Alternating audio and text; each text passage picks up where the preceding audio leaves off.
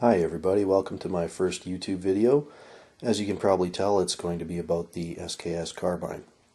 Now there's a lot of excellent SKS videos out there, so I'm not going to try and reinvent the wheel with history and a detailed explanation of how they work, anything like that. My goal today is to illustrate some of the differences between these four. These are all Russian rifles. Just to illustrate some of the differences and to help you determine if your rifle is a refurbished versus a non-refurbished SKS. That's a question I see a lot on message boards still, and two of these are refurbs, two are not, and I'll go through some of the differences between them and point out why you can tell that they're refurbed or not. Hopefully it helps somebody out there. So from the bottom to the top, this is a 1954 Izhevsk. I hope I'm saying that right. I'm going to call it Izzy from now on, as many people do. It is a refurbished rifle. Above that is a 1954 Tula, which is not refurbished. Next up is a 1955 Tula, which is not refurbished. And at the top, we have a refurbished 1955-56 Tula. You can't really tell the year on this because it's not stamped. I'll point that out later. So first off, with the Izzy, it's fairly common on Izzies. They were only made for 2 years, so they're less common than any of the others. But you can tell the stock is a lighter color. That seems to be fairly typical of the Izzies that I've seen. Fairly easy way to spot one from a long ways off, or if you're hunting for one, to see one. Now, with the Izzy, one thing I'd like to point out here is the takedown lever for the gas system. It's different than any of the others.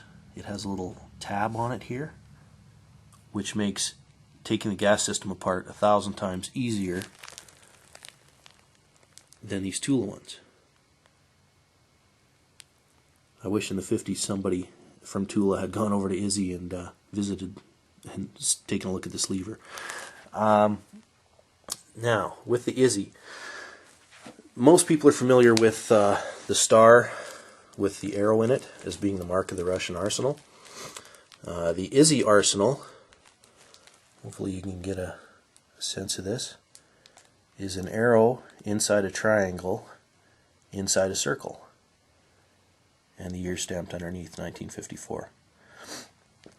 Now all numbers are matching on all of these guns. In Canada we're lucky, we get some pretty high quality SKSs for a very good price. And they're well done. Now, all the numbers match, but here's an easy way to tell that this rifle has been refurbished. If you look down here at the stock, this series of X's is stamping out the original serial number. This stock has been changed, and the new serial number is stamped on top. Also, there's no arsenal marking on it. Typically, there would be an Izhevsk Izzy arsenal marking right there, which is missing. Another reason to tell it's refurbished, right here in this area, there should be a series of 4 markings around this crossbolt. They're proof marks from the arsenal, and as you can see, they've been sanded off all except for one right here. So another good indication of a refurbished job.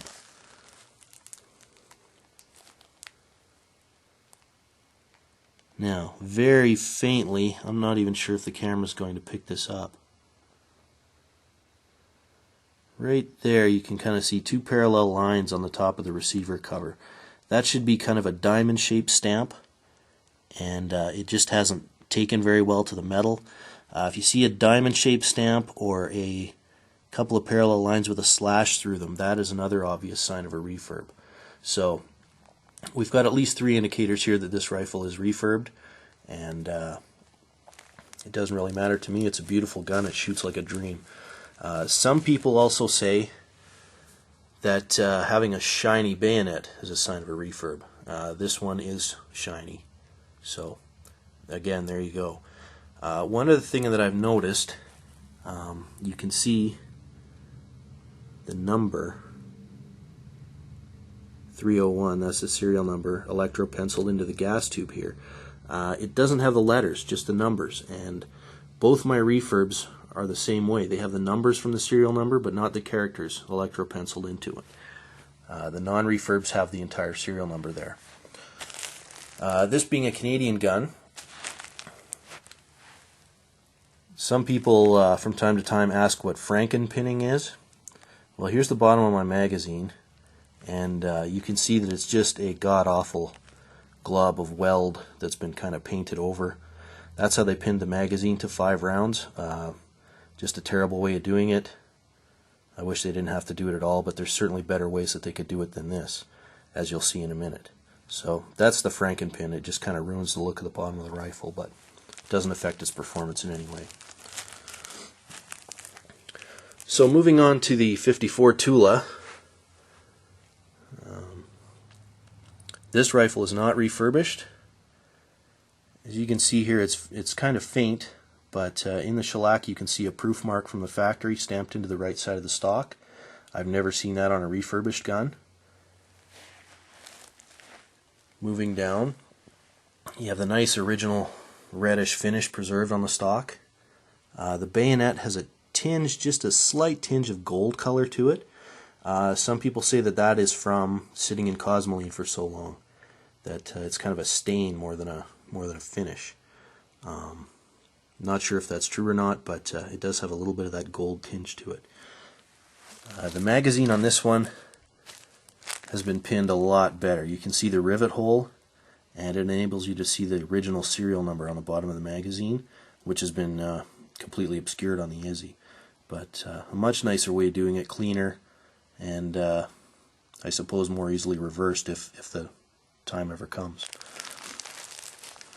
This rifle bears no refurb marks on it at all. There's no slashes, no hint of a refurb mark on it anywhere.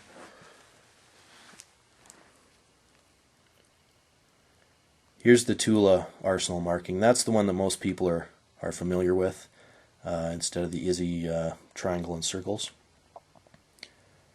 Bluing's all original. Everything is good. When you look at the stock, you can see, as I said, there's the Tula star, there's the year, and there's the original serial number. There's no X's or anything like that to get in the way.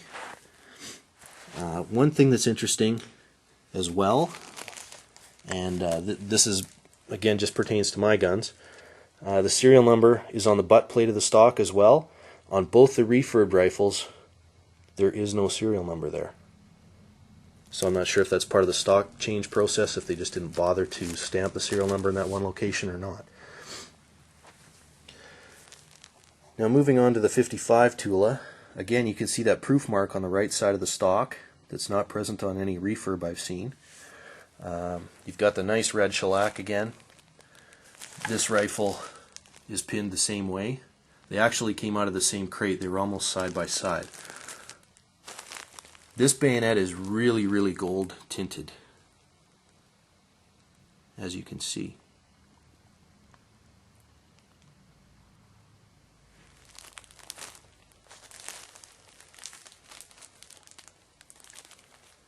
The bolts on all my guns are silver. A dead giveaway of a refurbished rifle is a black bolt. Usually we see those here on older guns, 1950 to 52. That's a dead giveaway that it's been refurbished.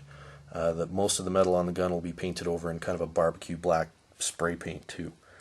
It's very durable, but it's not pretty. So here you go again. The Tula star, the year. As we turn the rifle over, there's no refurb stamps on it, obvious. Here you can see there's the series of 4 proof marks around the cross bolt on the stock.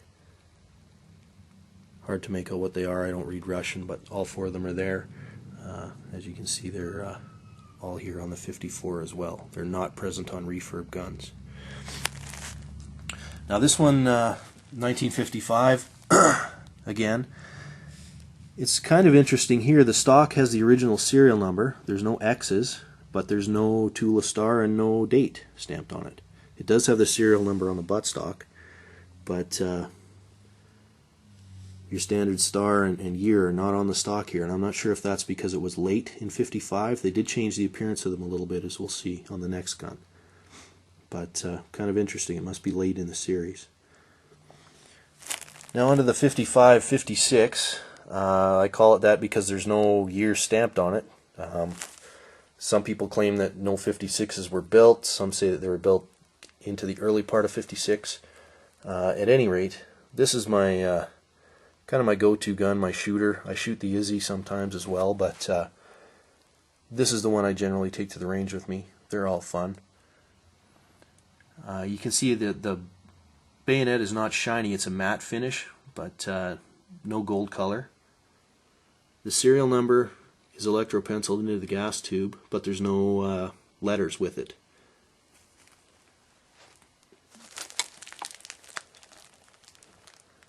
Moving on to the receiver cover.